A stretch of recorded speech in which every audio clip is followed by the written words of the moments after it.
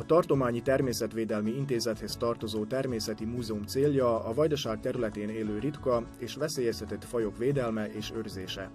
Azért hozták létre a kiállítást, hogy a lakosságnak bemutassák a jelenleg itt élő és már kihalt fajokat is. Najbitniji, najznačajniji eksponat prirodnjačke izložbe jeste ova ogromna lobanja runastog mamuta, pronađena 1947. godine u koritu reke Tise kod Novog Bečeja.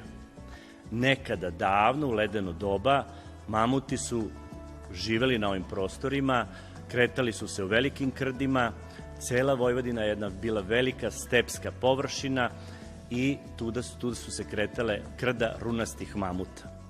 Oni su bili veliki i visoki do 5 metara, 4-5 tona teški, hranili su se isključivo biljnom hranom i njihovi ostaci dan danas mogu da se nađu.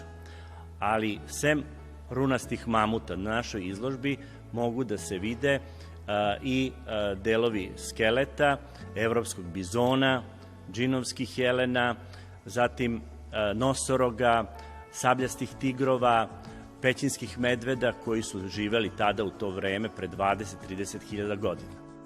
A régmúlt korokból még a Pannon-tengerből itt maradt fosszíliák is megtekinthetők, melyekre a Fruskagóra lankáin bukkannak.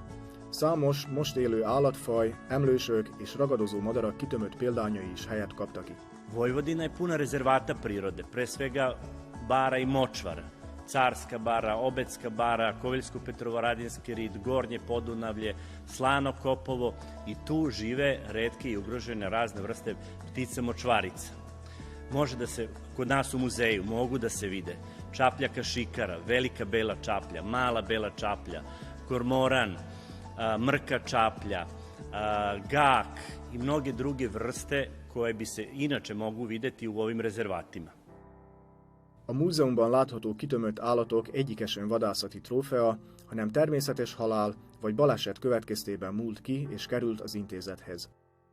Svrha i cilj našeg prirodnjačkog muzeja i prirodnjačke izložbe jeste da prezentujemo sve te retke i ugrožene životinjske i biljne vrste, da naučimo decu da moramo da ih čuvamo, da moramo da čuvamo prirodu Vojvodine i Srbije, jer treba da i životinjama i biljkama obezbedimo dom i prostor gde će se normalno živeti, gde će se razmnožavati, gde će se hraniti i na taj način i njima obezbediti mogućnost da egzistiraju.